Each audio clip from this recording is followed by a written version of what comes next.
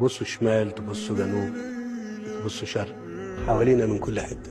اسمعوا، انا ما غامرتش بيكم، ما خدتش قرار اضيع في مصر ولا الحكومه.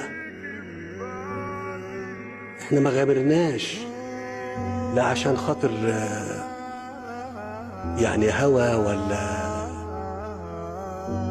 يعني فهم خاطئ او تقدير منقوص، فخدنا قرار فدخلناكم في الحيط وضيعنا مصر. لا، ما احناش ان شاء الله فسدة خدنا اموالكم وضيعناها.